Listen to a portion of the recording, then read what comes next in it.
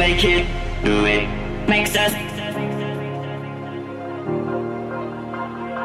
harder, better, faster, stronger.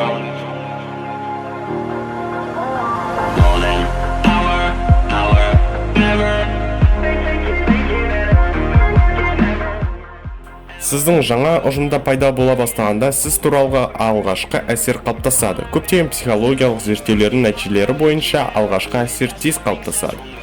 Оннан 40 секундқа дейін және сізге деген барлық кейінгі көзқарастар қатты әсер етеді. Егер алғашқы әсер қолайлы болса, топта жұмыс істеу оңай болады.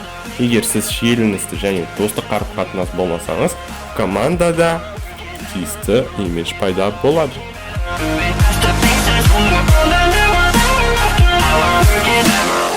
Тәкаппар болмаңыз. Жаңа топтағы алғашқы күндердің бастап адам, әсіресе ол ұялшақ және ұялшақ болса, өзін қатты ұстауға, қарым-қатынаста аулақ болуға және өз-өзіне кетуге бейім. Сіздің мұндай салқын көзқарасыңызды мендік деп санауға болады. Сондықтан қаншалықты қиын болса да, адамдардың жабылмауға тырысыңыз, хабарласыңыз, көмек сұраңыз.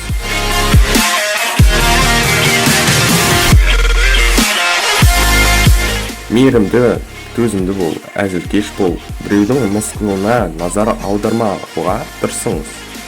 Бәрін әзілге айналдырыңыз, күлімсіреңіз.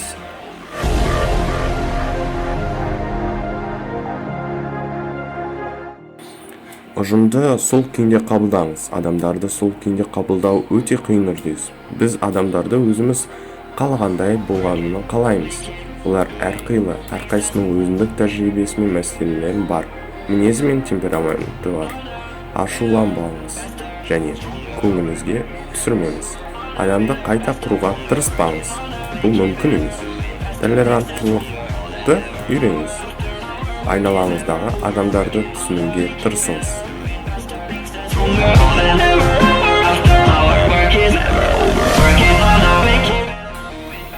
Еңбекқор болуды үйреніңіз және жалқау болмаңыз.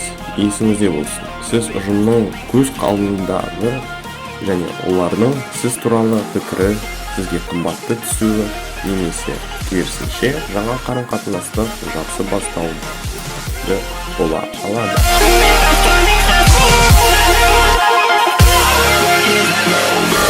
Басқаларға көмектесуге дайын болыңыз. Егер сіз сыныптастарыңызға мәселелері бар екенін көріп, бос уақытыңыз болса, оған көмектесуге тартынбаңыз. Сіздің сыныптастарыңыз мен мұғалімдеріңіз оны әрқашан бағалайды.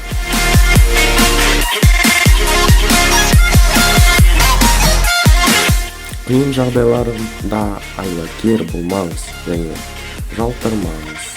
Есіңізде болсын, барлық құпия ерте ме кеш пе белгілі болады. Өтірігім қашан ашылады екен деп қорқып күткенше, қателік туралы немесе мәселе туралы уақытында хабарлаған жақсы.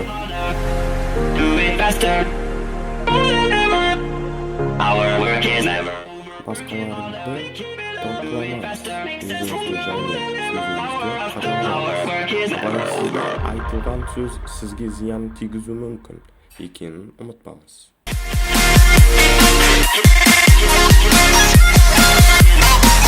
Егер сіз ұжымның жеке топтарға бөлінгенін байқасаңыз, оларға кірмеуге тырысыңыз және бәрімен сөйлесіңіз. Осылайша сіз көптеген қиындықтарда аулақ бола аласыз. Өйткені топтағы адамдар олардың позициялары мен пікірлері өзгереді.